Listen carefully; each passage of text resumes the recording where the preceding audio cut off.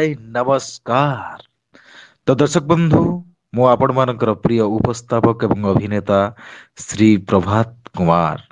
तो दर्शक बंधु मु आज जहां कथा कहबाकू जाऊँगी आपण मानक सामने रखिबाकू चाहूँगी तो से आउ केही नुहंती आम समस्तंकर अति प्रिय ओडिया सिनेमा जगतर legend director mister Sudhakar Basant अनेक घात ଏବଂ ଅନେକ ପ୍ରତିଘାତକୁ ସାମ୍ନା କରି ଆଜି ଓଡ଼ିଶାବାସୀଙ୍କୁ ସେ ଭେଟି ଦେଇଛନ୍ତି ଅନେକ super duper hit Odia movie ଯାହାଙ୍କ ସିନେମା ଦେଖିଲେ ଆଖିରେ ଆଖିଏ ସ୍ୱପ୍ନ ଆସିଯାଏ, ଆଖିରେ ଆଖିଏ ନିଦ ଆସିଯାଏ।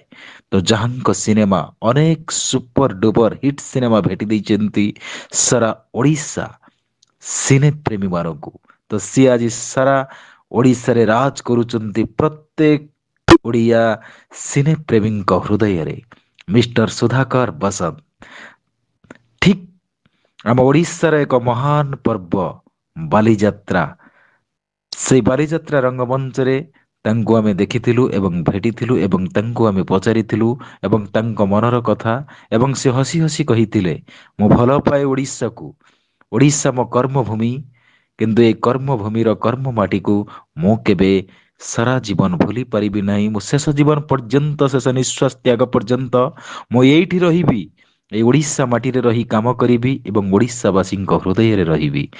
ଧନ୍ୟବାଦ ଧନ୍ୟବାଦ ସାର୍, ଯାହା ହଉ ଆପଣଙ୍କ ସ୍ନେହ ପ୍ରେମ ଭଲ ପାଇବା ଆଜି ପ୍ରତ୍ୟେକ ଓଡ଼ିଆ ସିନେ ପ୍ରେମୀକୁ ବିଚଳିତ କରିଛି ଏବଂ ଖୁବ୍ ଶୀଘ୍ର ସେ ଆସୁଛନ୍ତି ଆଉ ଏକ ରାଜାରାଣୀ ରଙ୍ଗମଞ୍ଚରେ।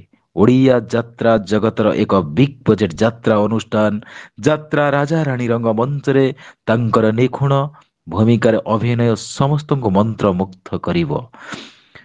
ତ ଦର୍ଶକ ବନ୍ଧୁ ବାଲିଯାତ୍ରା ପର୍ବରେ ସେ ଭେଟ ହେଇଥିଲେ ଏବଂ ତାଙ୍କୁ ଆମେ ଭେଟି ସାରିଲା ପରେ ଅନେକ କଥା ଏବଂ ତାଙ୍କୁ ପଚାରିଥିଲୁ, ସେ କହିଥିଲେ ଯୋଉ ମଞ୍ଚରେ ଥିଲେ ଓଡ଼ିଶାର ସୁନାମଧନ୍ୟ ଗାୟିକା ଇରା ମହାନ୍ତି ଏବଂ ସେଇ ମଞ୍ଚରେ ଥିଲେ ଓଡ଼ିଶା ସଙ୍ଗୀତ ଜଗତର ଏକ ମହାନ ସଙ୍ଗୀତକାର ମନ୍ମଥ ମିଶ୍ରଙ୍କ ସହଧର୍ମିଣୀ କ୍ରିଷ୍ଣା ମିଶ୍ର ଏବଂ ତାଙ୍କୁ ଆମେ ଭେଟିଥିଲୁ ପଚାରିଥିଲୁ ଏବଂ ତାଙ୍କ ମନର କଥା ସେ କହିଥିଲେ ହସି ହସି ଭୁବନେଶ୍ୱର ବାଲିଯାତ୍ରା ରଙ୍ଗମଞ୍ଚରେ ସମ୍ମାନିତ ହେଇଥିଲେ ଏବଂ ବହୁ ପ୍ରତିଭା ମାନଙ୍କର କଥା ସେ ଉଠେଇଥିଲେ।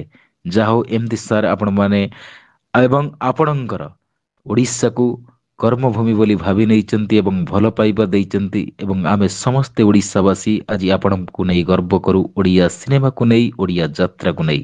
ଏମିତି ଭାବରେ ଆପଣ ଏଣ୍ଟରଟେନମେଣ୍ଟ କରୁଥାନ୍ତୁ ଏବଂ ମହାପ୍ରଭୁ ଶ୍ରୀ ଜଗତର ନାଥ ଜଗନ୍ନାଥଙ୍କ ନିକଟରେ ପ୍ରାର୍ଥନା କରୁଛି ଆପଣଙ୍କ ଜୀବନ ଦୀର୍ଘମୟ ହେଉ ଏବଂ ଆପଣଙ୍କ ଚଲାପଥରେ କୁସମିତ ଫୁଟୁ ଏବଂ ଆପଣ ସବୁବେଳେ ଏମିତି ଭାବରେ ସୁସ୍ଥ ରହି ଓଡ଼ିଶାବାସୀଙ୍କୁ ଏମିତି ଏଣ୍ଟରଟେନମେଣ୍ଟ କରୁଥାନ୍ତୁ।